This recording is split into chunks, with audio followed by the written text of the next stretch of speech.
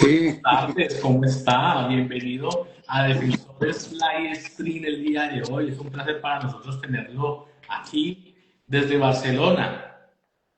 muy buenas tardes o muy buenas noches a todos las personas que nos acompañan desde el exterior y también las personas que están en Colombia en este buen momento que vamos a desarrollar, en donde yo soy consciente de lo que ahora en relación con lo que pasa en su país de origen. Y sé que ustedes allá están muy pendientes y tienen unas representaciones a cámara que me parecen muy importantes, muy valiosas. ¿Para qué? Para contribuir con el cambio que pretendemos, en donde pretendemos que el Tigre, Abelardo de la Espriella, logre consolidar las mayorías que necesitamos para ver si lo elegimos en primera vuelta. Muy bien, Carlos. Pero antes de entrar en materia, ¿qué le parece si usted nos cuenta un poquito de su vida? Bueno, yo soy barranquillero. Nací en Barranquilla, estuve en Bogotá 4 años, en 2006 a 2009, y me gustó mucho la ciudad. Y estuve en la Procuraduría General de la Nación. Y yo tengo 35 años de servicio público en cargos directivos y asesores. Estuve con 15 años en la Procuraduría, estuve 7 años en la Defensoría del Pueblo, estuve en el Ministerio de Justicia, fui director de Tecnología y Gestión de la Información en Derecho allí. También fui tesorero del Departamento del Atlántico muy temprano, a los 24 años, 23 años, y fui secretario de Hacienda, fui inspector general de policía y de comisarías de familia de toda la ciudad. Ello me ha permitido tener un bagaje. Además, soy autor del libro La revocación directa de los actos administrativos según el CEPACA, el 1437, Código Contencioso Administrativo, porque soy especialista en Derecho Administrativo en la Sergio Arboleda, en la Universidad Sergio Arboleda.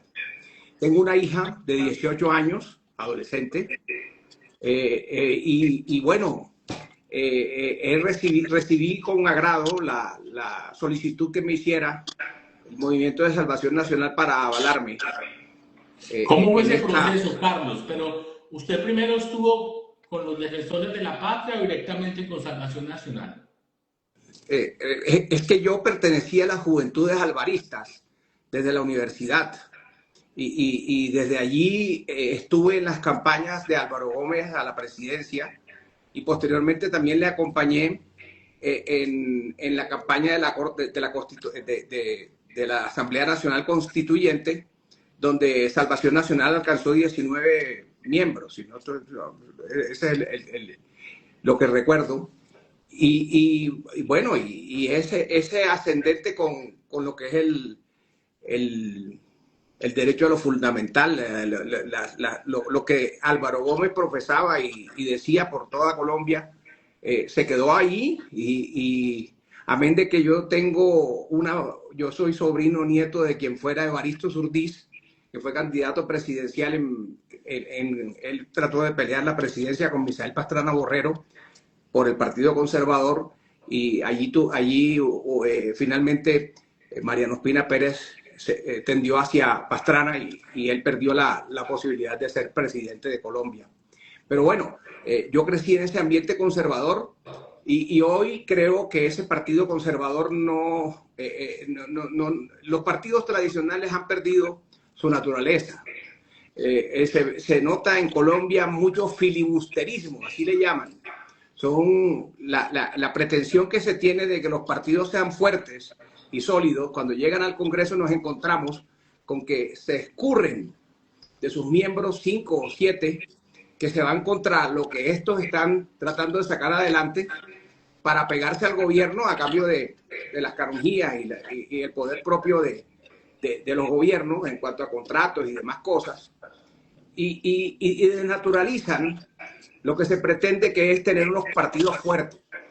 Eso ha llamado mi atención aquí con Salvación Nacional, y la vinculación que el Tigre hiciera o sea, la sinergia que se produjo entre Abelardo de la Espriella con Salvación Nacional, en cuanto que se pretende una derecha diferente, una derecha que no sea extrema derecha, sino extrema coherencia, ¿Para qué? Para recuperar una serie de cosas que hemos dejado atrás por cuenta del influjo que ha tenido la izquierda y el influjo que han tenido personas que han dicho ser de derecha sin ser de derecha y un centro que no es ni chicha ni limonada, que juntos han producido una serie de cambios en esta sociedad que tenemos que recuperar y que yo siento la necesidad de intervenir, de prestar mi concurso para que desde Colombia logremos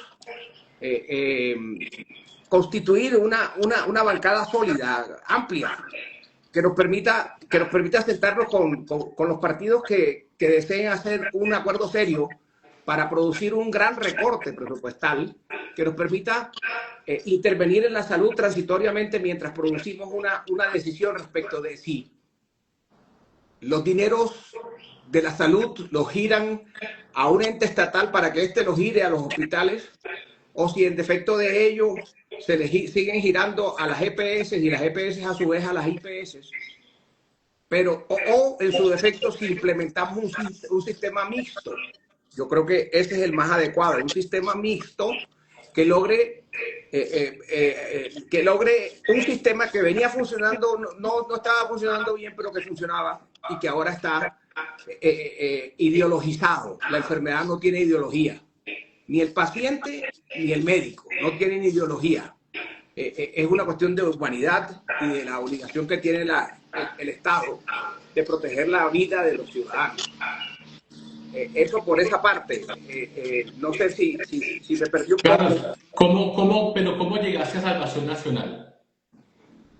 Bueno, recientemente, en este semestre, llegó un amigo, le dio a Enrique Gómez mi hoja de vida, y Enrique y yo sostuvimos una charla, y después estuve en conversaciones con Juan Uribe, que es el gerente de la campaña, y con Nicolás, y faltando 4 días para la inscripción me llamaron y me pidieron que si yo estaba dispuesto a prestar mi concurso en esto. Y yo creo que en la vida uno tiene que asumir retos, o salir de las zonas de confort, porque esa es la mejor manera a través de la cual uno consigue que el mundo se mueva. Entonces tenemos que salir a luchar por un mejor país, por unas ideas y unas formas a través de las cuales nosotros creemos debe ser el país.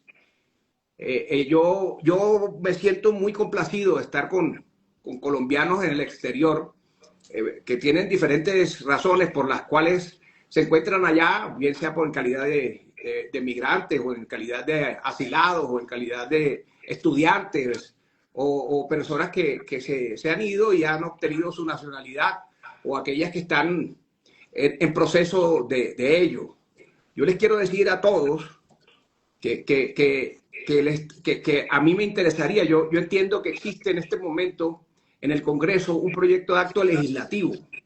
Aquí lo tengo, el 393 del 2024, no sé en qué estado se encontrará o en qué momento se encontrará, que pretende ampliar la representación política de los colombianos en el exterior a 2 curules de Cámara, o sea, ahora mismo hay una, y 2 curules en el Senado.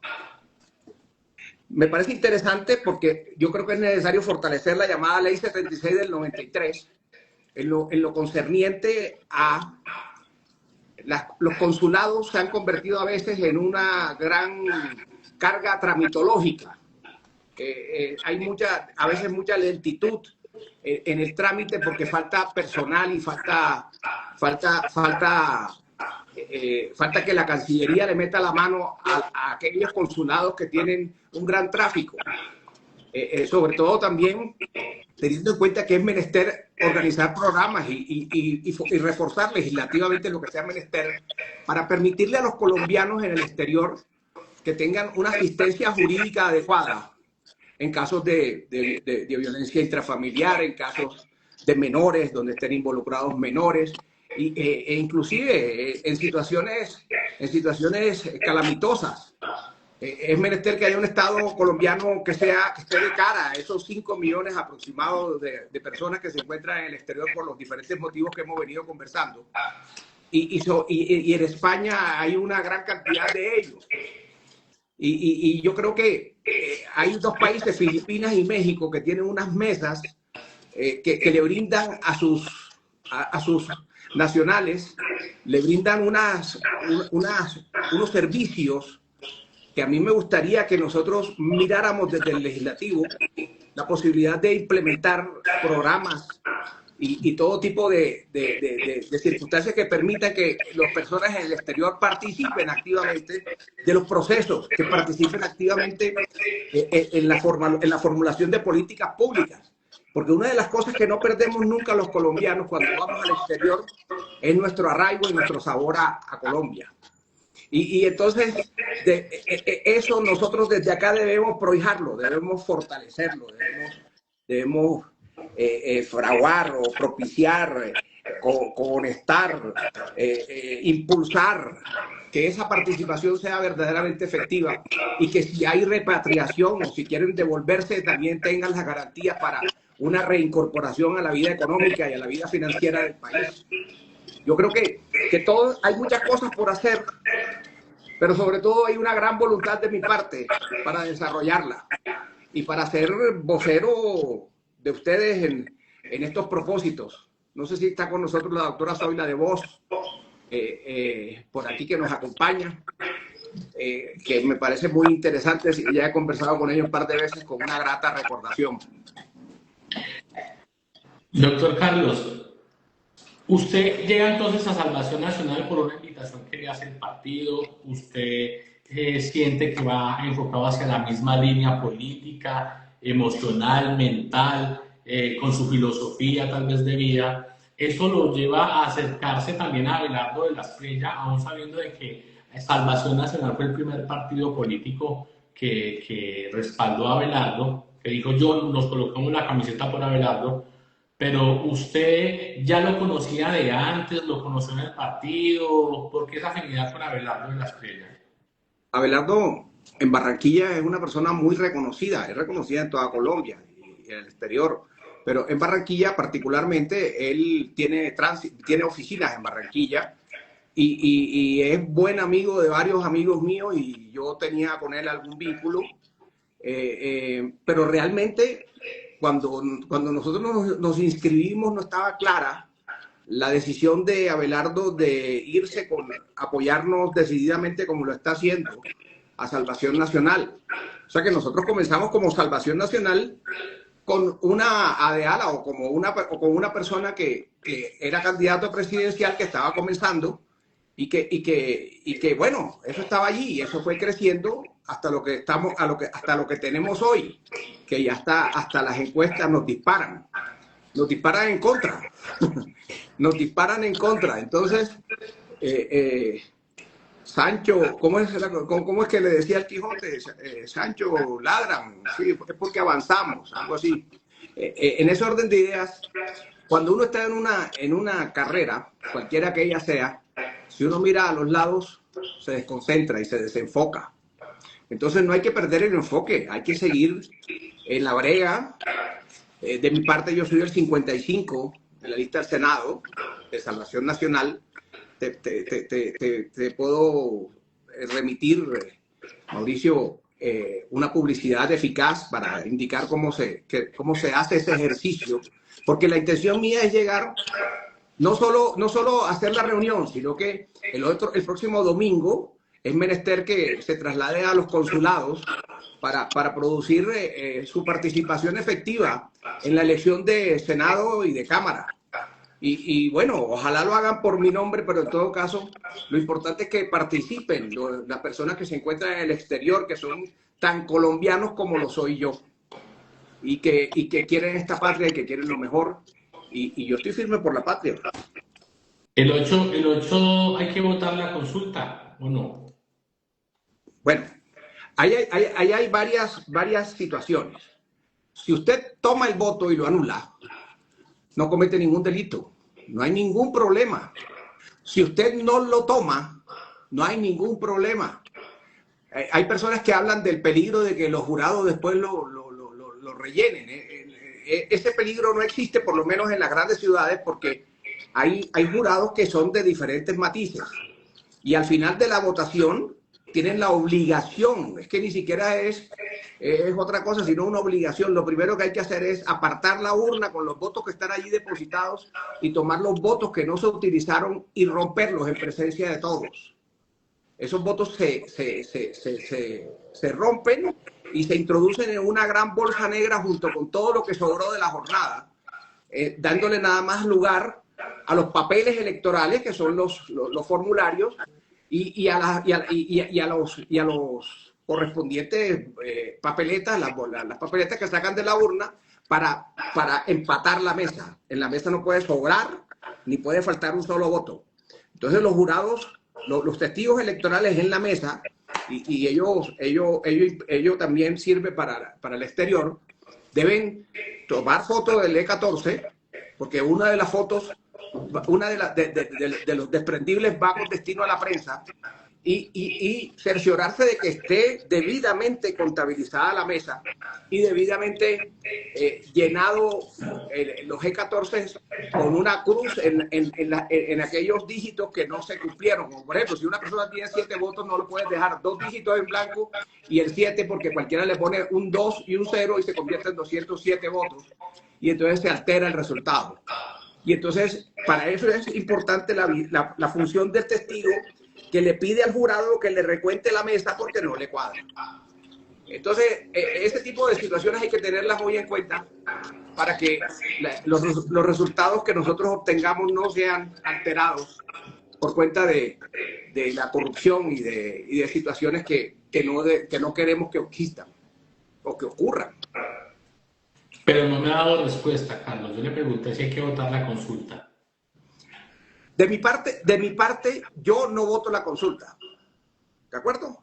En sujeción a que Abelardo lo ha dicho claramente, que él no interviene en esa consulta, y mal podemos los que no tenemos candidato en ella intervenir con nuestro voto. Yo de mi parte. Pero si yo le estoy pidiendo a usted que vote por mí, no le quiero pedir que no vote por otro, o sea, o que no haga uso de un derecho que usted tiene. Yo de mi parte, yo no lo voy a hacer. O de pronto tomo la decisión y le pongo una cruz a toda la hoja. Eso es una decisión personal, particular, que finalmente aquí lo que pasa es que, mira Mauricio, y todos los oyentes y todas las personas que están con nosotros, 3 años llevamos, 3 años y pico, de activismo puro y duro. El presidente durante estos 3 años se ha ocupado primero de decir muchas cosas totalmente discordantes de la realidad, que son presa fácil de los periodistas, que son los que se nos meten en las habitaciones con los noticieros y nos han llenado de mucho humo, y han desdibujado la realidad. La realidad es que nosotros el 8 de marzo vamos a elegir Senado y Cámara, que es la junta directiva del presidente. Entonces, nosotros somos el legislativo. Eso es más importante que la propia consulta. Y aquí le han dado más perfil a las llamadas consultas, que se han convertido en una cosa que hay que revisar desde el Congreso a través de una reforma electoral. Hay que mirar cómo es eso del Consejo Nacional Electoral, donde están representados los partidos mayoritarios, en fin, eso hay que revisarlo. Pero realmente nosotros no podemos permitir que la neblina con que el gobierno todos los días a través de la prensa nos haga perder la realidad de lo que está ocurriendo en Colombia y de la necesidad que tenemos con nuestro voto de intervenir, participar y elegir unos congresistas que sean atentos y responsables a la realidad que estamos viviendo, para que se produzca legislativamente el impulso que necesita el presidente del SPRI y Abelardo para que desarrolle lo que él está pensando. Él está pensando en seguridad total. Desde el Congreso hay que desarrollar normas que devuelvan el SMAT, que fortalezcan el ejército, ayudarle a que logre recomponer las relaciones internacionales con los Estados Unidos y con Israel, para que nos brinden la inteligencia, la tecnología que necesitamos para ver cómo le disparamos al flagelo del terrorismo y de la violencia, del narcotráfico que nos tiene en peligro en muchos municipios de Colombia, y estamos bajo la amenaza. Ayer cogieron un arsenal aquí en Bogotá del ELN, y la situación es de angustia de la gente, de mucha gente en muchos municipios de Colombia, por esa problemática de la seguridad. Ya hablé un poco de la salud. también hay que hacer una reforma judicial para efectos de la seguridad también del territorio.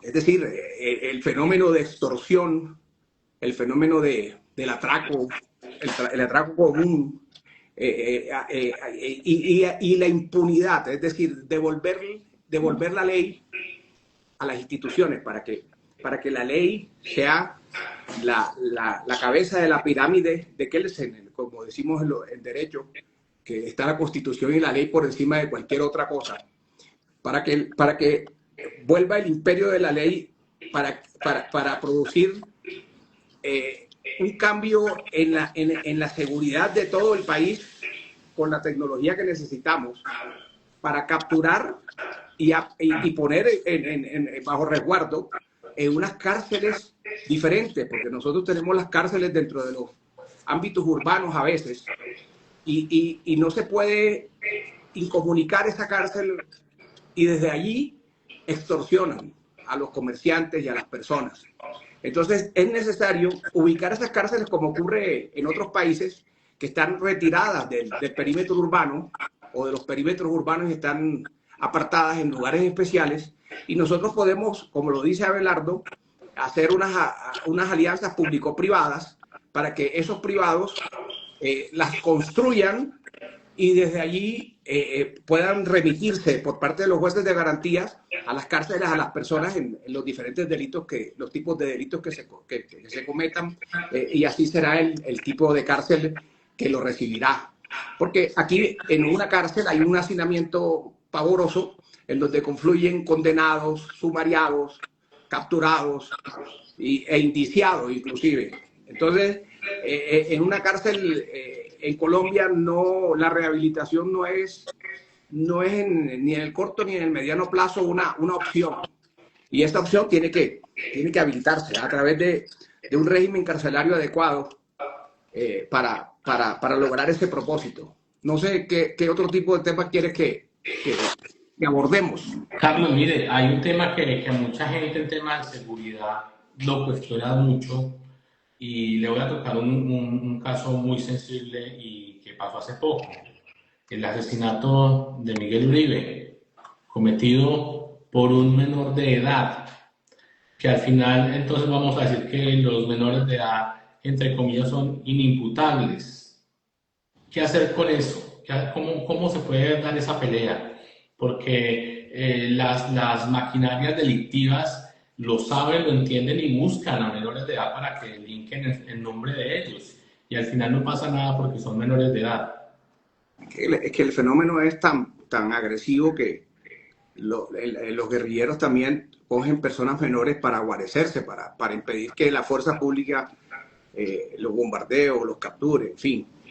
Pero en el caso concreto de los menores que hacen cosas como si fueran mayores y producen consecuencias en personas que también tienen unos derechos y son ciudadanos igual que ellos mismos, no es plausible que sigamos en unos regímenes especiales porque sencillamente ese niño sicario es utilizado por unos mayores y le ofrecen una cifra que para él es astronómica, y a cambio de eso cometen un magnicidio del tenor lamentable del que ocurriera con Miguel Uribe.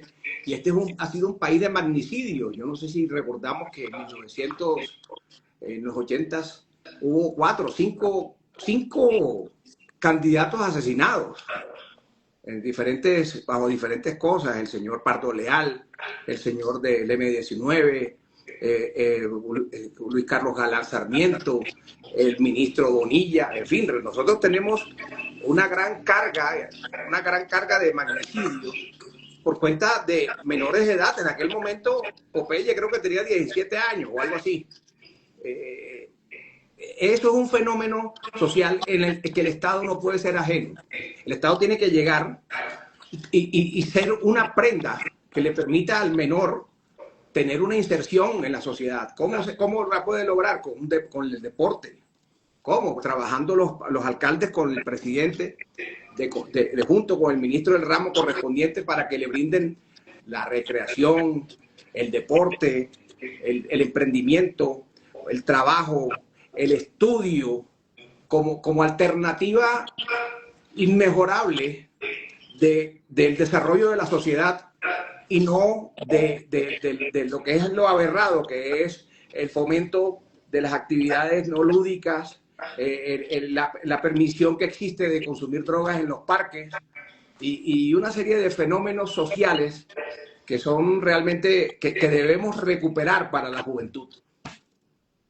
Con eso te digo claramente que yo pensaría que los menores no son inimputables en este momento, sino que tienen un régimen especial en su actuar delictuoso. Yo creo que, de mi parte, yo le quitaría ese cariz en aquellos casos en los que se produzcan este tipo de magnicidios y este tipo de hechos sicariales. A ese menor hay que darle el tratamiento de mayor como ocurre en otros países. No veo por qué, si esa persona se tomó la atribución de matar a otro ser humano, no tenga la mano dura del Estado y de la ley para que no vuelva a repetir esa conducta. Carlos, otro tema sensible es el tema de la salud, si bien ya hemos dado unas pinceladas, pero el tema de la salud es un tema muy sensible. El tema de la salud en niños y en personas y en adultos mayores, ¿cómo se podría mejorar? ¿Qué podríamos implementar, impulsar desde el Congreso de la República para que esas enfermedades huérfanas, para que esas enfermedades difíciles que muchos colombianos padecen en cualquier etapa de su vida, sean apoyadas de una forma más eficaz dentro del sistema de salud? Yo soy consecuente con lo que ha dicho Abelardo respecto de ese tema, Mauricio. Él ha venido indicando, bueno, hay una realidad. El Estado hoy es un Estado demasiado grande, demasiado grande. Las teorías del liberalismo clásico de 1930 que indicaban de un laissez-faire, laissez-passer, es decir, unos mercados grandes en donde el Estado no interviniera para que el sector productivo produjera, y eso traía consigo empleo y traía consigo fluidez. Nosotros tenemos un problema ahora y es que tenemos la desventaja de que somos a veces un narcoestado. Hay mucho dinero de dólares en la calle y por eso de pronto se habla de buenos resultados, pero yo creo que lo que estamos es más bien en una neblina porque las cifras oficiales no son confiables. Y volviendo al tema de esto, en ese orden de ideas, hay que reducir el Estado. La reducción del Estado tiene que traer consigo una reforma judicial que fusione ministerios y que se deshaga de aquellos que no sirven y se fortalezcan aquellos que pueden fortalecer el tejido social. Estamos hablando, por ejemplo, del Ministerio del Deporte para fortalecerlo, fusionar justicia con el interior, ya una vez se hizo, pero se devolvió. Ese Ministerio de la Igualdad, definitivamente, los temas que ella maneja deben manejarlos otros sectores. Esas políticas de género deben manejarse desde el punto de vista social como un fenómeno social y no como algo normal. Deben tener un tratamiento humanitario, humano, cercano, pero yo concibo solamente de dos sexos, de mi parte, masculino y femenino. Y respeto profundamente las personas que tengan unas opciones diferentes. Y bueno, esas son situaciones que cada cual manejará con su propia personalidad y sus atributos. Ellos tienen su propio ejercicio de la personalidad, todos los seres humanos y todos los colombianos. En ese orden de ideas, cuando tú reduzcas el Estado, tienes que hacer un plan de choque inmediato. ¿Para qué? Para todas estas falencias en las que está incurriendo el sector salud en cuanto a medicinas y en cuanto a las enfermedades huérfanas, que tienen que darle unos tratamientos a las personas, y las enfermedades catastróficas como los cánceres y demás enfermedades que ahora mismo están suspendidos los medicamentos en muchos casos, y ya estamos viendo muchos casos día a día de personas que se van a su suerte, que mueren en su pobreza porque el Estado no les da las medicinas. Eso hay que, desde el 7 de agosto, que entre Abelardo al gobierno y que nosotros entremos al Congreso el 20 de julio, hay que intervenir inmediatamente con ese recorte al Estado para que queden dineros que podamos fortalecer el sistema de salud, o sea, intervenirlo como un enfermo de cuidados intensivos, intervenirlo para que en el interín vayamos definiendo y decidiendo cómo va a ser la intervención del Estado en el esquema de salud. Porque el problema ahora es la amenaza de la estatización versus la amenaza de la privatización. Entonces nosotros tenemos que buscar una fórmula mixta, porque finalmente somos nosotros los colombianos los que ponemos el dinero para que el Estado preste el servicio de salud a los nacionales. Y tenemos que entonces ser muy claros en que las personas tienen una responsabilidad al momento de administrar dinero público, o los llamados pagos por capitación, y la Fiscalía debe pronunciarse, y los organismos de control deben hacer lo propio, la Contraloría, la Procuraduría, y todo eso se tiene que mover en con una misma sinergia para cambiar la sociedad, para modificar ese estado de cosas en las cuales tenemos la obligación de intervenir. Carlos, lo he visto activo en redes sociales, haciendo un contenido diferente. ¿Qué le gusta a usted comunicar o qué quisiera usted mostrar o qué quiere mostrar? ¿Cuál es el mensaje que quiere dar usted a través de sus videos y lo que hace en redes sociales? Mira, Mauricio, yo una de las cosas con las cuales me encontré cuando dije voy a aspirar al Congreso dije, hay dos opciones. La primera opción es la política tradicional, de la cual tenemos que salir los colombianos, pero tenemos que salir votando bien, o sea, desarrollando opinión. Entonces, hay una opción que es una opción en la que uno se va a buscar un capitán político a un barrio, y ese capitán político le jala a la gente, pero tú tienes que pagarle un estipendio mensual o semanal para que esa persona esté poniéndote las personas y te produzca unas zonificaciones o unas inscripciones de cédula, y entonces tienes que tener eso como un ganado, y se te convierte en la actividad como una especie de redistribución del ingreso, donde los candidatos gastan ingentes cantidades de dinero para tener unas mayorías que no reflejan la realidad del país. Entonces, esa es una opción. Y la otra, y amén de que tampoco tengo el dinero para asumir una cosa de esas, entendí que yo no podía, si me quería meter en redes, no era menester que yo cogiera e hiciera payasadas como muchos hacen, que dicen payasadas y dicen cosas sin ningún contenido, y con ello pretenden, poniendo un número, que la persona mire el número y ya con eso va a votar por esa persona. La magia de la tecnología no alcanza hasta eso, porque la tecnología es fría. La tecnología, excepto en este momento que te estoy viendo la cara y que siento que están personas alrededor nuestro, existe algo de calor. Pero un chat o un WhatsApp es totalmente impersonal. No causa efecto emocional. Pero un buen contenido, de veras que sí lo causa. Entonces yo entendí que yo debía hablar de cosas que muevan a la persona que lo ve en el corazón, para que diga, yo voy a trasladarme a la urna para votar por este señor, que creo que este señor es serio y quiere hacer algo serio en Colombia, y quiere contribuir en remozar la política, y quiere contribuir en hacer algo por las personas que están en el exterior y por las personas que están en Colombia, en beneficio de un mejor país y en beneficio de una mejor sociedad. Yo creo que eso es fundamental, Mauricio. Así es, Carlos. Hay que generar contenido de calidad, no salir con cualquier babosada. Yo los invito a todos que tomen mis redes en asalto, que tomen los contenidos que tengo allí y los multipliquen, que esa es la fórmula que yo tengo para obtener una buena representación en el Congreso, en el Senado de la República, el próximo 8 de marzo, marcando el 55. ¿Por qué hay que votar por Carlos? ¿Por qué hay que votar por Carlos? ¿Por qué yo debería votar por usted, Carlos?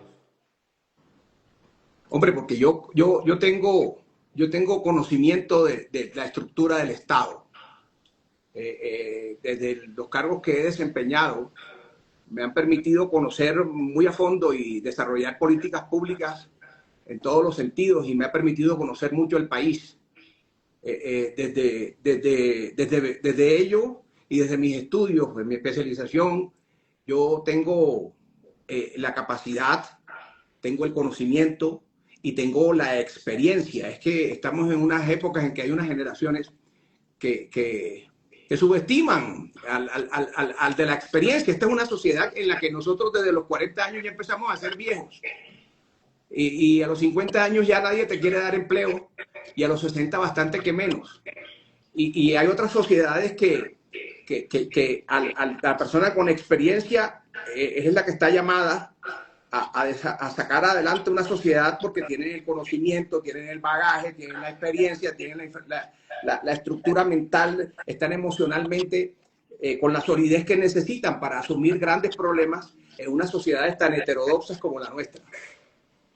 Entonces yo creo que yo soy una excelente opción, modestia aparte, para sentarme en el Senado de Colombia en representación de todos los colombianos en el exterior y en representación de mi país y de los colombianos de mi país, de los ciudadanos de mi país. Algo muy importante y que le quiero recalcar a todas las personas que están viendo este directo y que lo van a ver más adelante, es que el Tigre tiene una lista que se llama Salvación Nacional. Hay que apoyar la lista de Salvación Nacional. La lista de Salvación Nacional. Nosotros, los defensores de la patria, ya tenemos definido un candidato presidencial que se llama Abelardo de la Espriella. Por ende, y siendo coherentes, no nos interesa meternos en los temas de la consulta, porque como les vengo diciendo, usted ya sabe que su candidato es Abelardo. No se meta ya, porque en esa lista no está Abelardo. Usted lo tiene claro. Abelardo es mi presidente. Y seguidamente salga usted a votar el 8, pero vote por la lista del Tigre. Apoye la lista del Tigre. Tiene la opción de nuestro senador Carlos con el número 55, pero también tiene la opción de Soy la de Voz en el Exterior con el número 402 para que todo aquel que vea este video que está en Colombia, tiene una persona en el exterior, puede decirle, mira, hay una persona que los puede representar, se llama Soy la de Voz, Partido Nacional 402, y ahí tiene su representante en el exterior. Y estando en Colombia también, el senador, si quiere y bien le parece, aquí nuestro querido Carlos con el número 55. Muy bien, y además te complemento la idea, en tanto que la consulta que se hiciera por parte del Pacto Histórico en el mes de noviembre, se reponía por parte del Estado 2.100 pesos. Para esta ocasión, las personas que forman parte de la consulta le van a reponer 8.300 pesos por cada voto que obtengan. Entonces, esa es una discusión grande que hay que dar en Colombia en relación con la intervención del Estado en la financiación de las campañas, porque tenemos ahora unas medias tintas que le han permitido a la clase política utilizar las consultas para parapetar su impopularidad detrás de cobijas y de partidos y de movimientos y de firmas que se consiguen a la topa tolondra. Y yo creo que eso hay que revisarlo junto con lo que yo ya advertí en relación con el Consejo Nacional Electoral, que se compone por parte del Senado, según las mayorías que tengan los partidos allí, por un cociente electoral, en fin, una situación matemática que a través de la cual se eligen los 9 magistrados que conforman el Consejo Nacional Electoral. Eso hay que revisarlo. Eso hay que revisarlo porque es que las encuestas, además, el fenómeno de las encuestas venían siendo en las elecciones anteriores el pan de cada día. Cualquier viandante publicaba una encuesta y descontrolaba a toda la sociedad. Y entonces, con el fin de neutralizar esa situación, se determinó que los encuestadores ahora debían cumplir una serie de requisitos para que pudieran desarrollar su labor de encuesta, atendiendo que estas debían ser en unos rangos superiores de consulta y una serie de cosas. Inclusive no pueden divulgar o publicitar por zonas cómo está la votación, sino que simplemente hacen unos ponderados generales. Y ayer salió una encuesta de Inbamer en la que sospechosamente crecen personas que no tienen la tendencia a crecer y lo contrario, personas que están creciendo los ponen en tendencia que no están estatizados, que están estabilizados allí o que han descendido.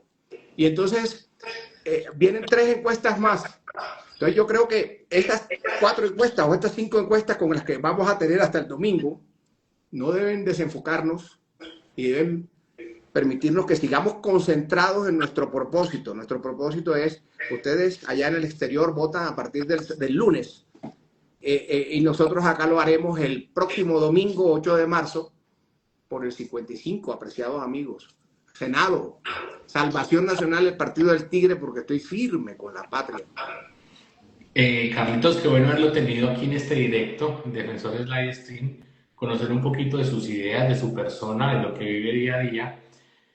Muchas gracias por este espacio. Barcelona por aquí lo espera para tomarnos una copita de vino cuando pueda, con mucho gusto.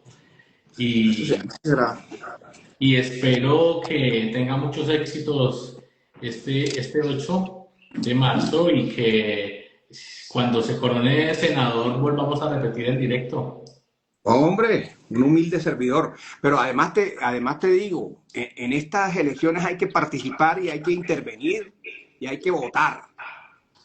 Yo no sé cómo serán mis guarismos y si logro mi curul, que es mi propósito y estoy trabajando para ello, pero en todo caso lo único que me hará sentir satisfecho es que contribuí con mi esfuerzo en sumar unos votos que permitan que nuestra lista de Salvación Nacional, el Partido del Tigre, el Movimiento del Tigre, tenga el mayor número de curules, que logre su umbral y que no solo eso, sino que logre sus curules, para que tenga una representación propia, Abelardo, en la toma de las grandes decisiones del país. Y es que es oportuno decir que si bien el Tigre va a ser nuestro presidente, el Tigre necesita ese ejército dentro del Congreso que lo apoye, que le ayude a impulsar todos los proyectos de ley que quieran sacar adelante para el bienestar de Colombia. Es muy importante que nosotros, los defensores de la patria, ayudemos a que Abelardo tenga ese ejército de generales en el Congreso de la República. Y hay que decirle además, con la opinión y con el voto popular, hay que decirle a la izquierda, ya basta. Ya llegamos a un punto en el que la sociedad no quiere seguir en esos afanes estatizantes y en esa amalgama con los grupos al margen de la ley. Hay que tumbar esa paz total hay que derogarla, pero de manera inmediata, y hay que empezar a ver cómo retomamos cultivos, retomamos lo del glifosato, fortalecemos Ecopetrol, fortalecemos nosotros en Colombia. Constituimos el 0.50 de la contaminación mundial. Y nosotros estamos aquí adentro diciendo que nosotros tenemos que acabar con nuestras energías fósiles por cuenta de que la ideología indica que nosotros tenemos que contribuir con el cambio climático cuando no tenemos una injerencia geográfica que permita pensar en eso. Además, las transiciones energéticas demandan tiempo y demandan infraestructura y recursos. Entonces tú no puedes pasar de un día para otro a decir, ya no uso más electricidad, sino baterías. ¿Y cómo así? Eso no lo puedes hacer en 3 meses o en 4 años o en 3 años. Hay que planear. Este es un estado que necesitamos planearlo más a fondo, intervenir en su contratación, hacer mesas anticorrupción, en fin, trabajar toda la sociedad de consumo en producir unos cambios que necesitamos para sacar adelante la extrema coherencia. La familia, la ley, la seguridad, la salud, una reforma judicial. Carlos, un último mensaje que le quiera decir a todas las personas que lo ven, a toda la audiencia. A todos los que me acompañan, incluido a ti, les expreso mi gratitud por haber sido gentiles y haberme escuchado, y me he esmerado en ser claro en mis mensajes, con el propósito de lograr mi cometido, que es primero que sientan que hay un colombiano aquí que está también jalando el coche por los colombianos en el exterior, pero que además soy una persona confiable para que se deposite su voto en mi favor este próximo 8 de marzo o a partir del lunes, en el caso de los extranjeros, de las personas que están en el exterior, en mi favor, para llevarme al Senado de la República, desde donde tendrán un vocero en todos los temas que hemos perfilado en esta grata y amena charla. Pues muy bien, Carlos. Usted y yo estamos firmes por la patria. Muchas gracias. Dios lo bendiga. 55, muy gentil. Que estén muy bien. Un abrazo. Un abrazo. Bueno, un saludo muy especial a todos los defensores